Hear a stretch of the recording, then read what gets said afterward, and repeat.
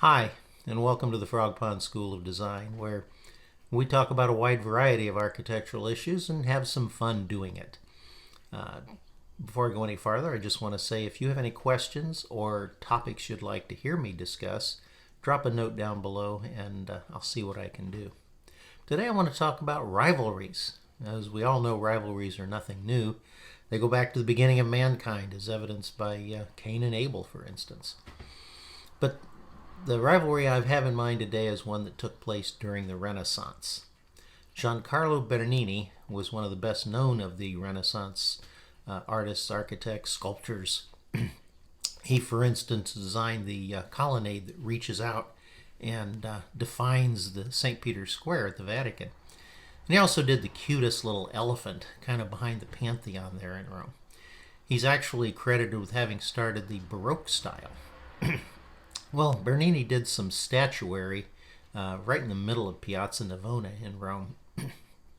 It's a fountain, actually, the Fountain of the Four Rivers. And it was commissioned by Pope Innocent X. Well, Innocent also commissioned a church that fronts on Piazza Navona immediately in front of Bernini's fountain. However, this commission went to Bernini's rival, Francesco Borromini. Now this is where the story gets interesting. One of the characters in the fountain, as you can see here, is holding his hand up. And the story is he is shielding his eyes from this horrific vision, the horrific vision of this church that was done by his rival, Borromini.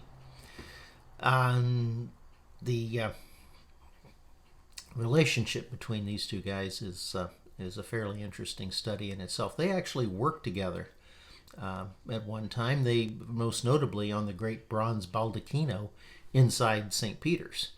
Their design styles were quite a bit different, but Bernini valued Borromini's talents and they got along fairly well for a while. But when Borromini began to criticize some of Bernini's work, their relationship pretty much deteriorated. Bernini was known as an easygoing sort who got along well with his patrons. Borromini, on the other hand, was a much darker soul who eventually took his own life. So, what about this character in the fountain? Is he really shielding his view against Borromini's work? Well, as it turns out, the Fountain of the Four Rivers was done prior to the church. So this is a fun but apocryphal legend. Hey, thanks for joining us today at the Frog Pond School of Design.